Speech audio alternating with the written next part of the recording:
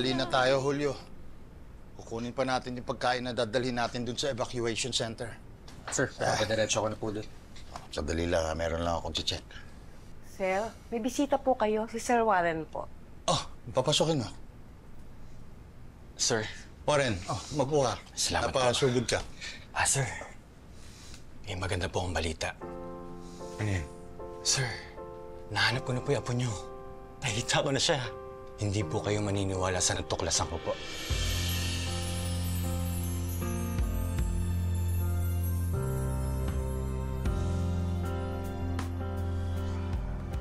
You know, Julio, I never imagined.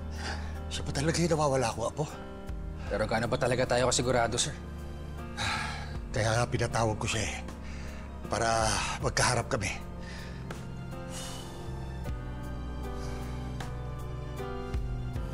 Bakit daw po kami pinapatawag ni Sir Eduardo? May mahalaga daw po siyang sasabihin. Sige po, hintayin ko na lang po kayo sa labas. Magbibihis na ho kami. Mag-ready na kayo, pinapatawag tayo ni Sir Eduardo. Sige na mga anak, maganda na tayo. Ika na. Ano po kaya yung mahalagang sasabihin ni Sir Eduardo? OMG, di kaya nahanap na nila yung totoong magulang ni Kuya Rambo?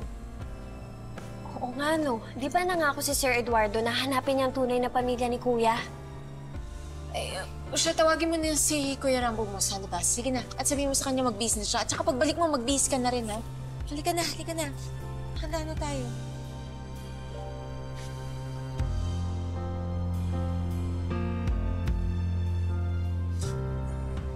Ayos lang po ba kayo, sir?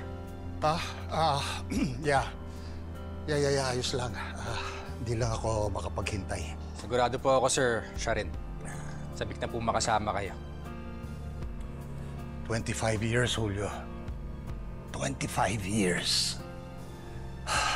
Sa wakas, buo na ulit ang pamilya ko. Kahit kami na lang na apo ko at ang pamilya niya. Bait pa rin ng Diyos sa akin. Hindi pa rin niya ako pinababayaan. Akalain mo, siya pala yung apo ko. Siya pala talaga yung apo ko.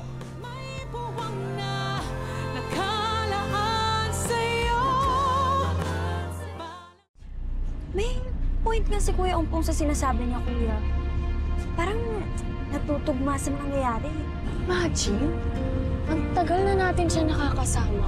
Pero ngayon lang natin ito naisip. Kuya, naniniwala ka ba sa lukso ng dugo? Nararamdaman mo ba yun kay Sir Eduardo? Anong ginagawa mo dyan? Sorry po, talaga ko na lang po. Hindi na. Gusto kitang i-train na maging isang mabuting public servant. Bakit ako? Sobrang niyo naman po akong pinagkakatiwalaan. Ang gaan ng loob ko sa'yo para na kitang pamilya. Ganun din naman po yung turing ko sa inyo. Parte ka na ng pamilya ko, iho. Diba, sinabi mo noon, ganun din ang turing mo sa akin? Opo. Kahit mag-isa na ako sa buhay, karoon ako ng bagong pamilya mula nung nakilala kita.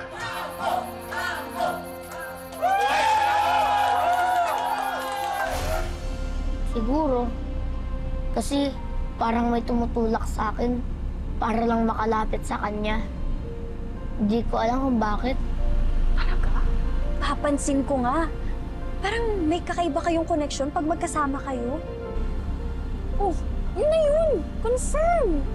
Tumigil muna kayong dalawa dyan. Di tayo nakasisigurado dyan hanggat di natin nakakausap si Sir Eduardo. Malapit na po tayo, sir. Uy, malapit na daw. Go, go, go!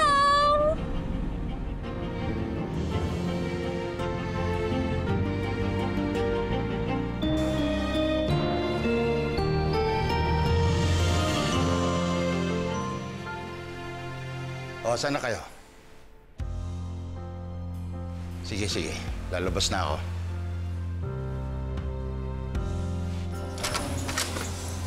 Magandang araw po. Hello po.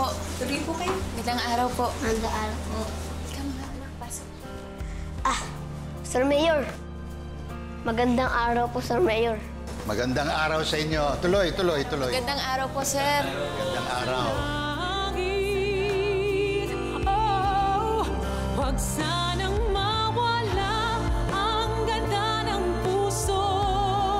sa hirap.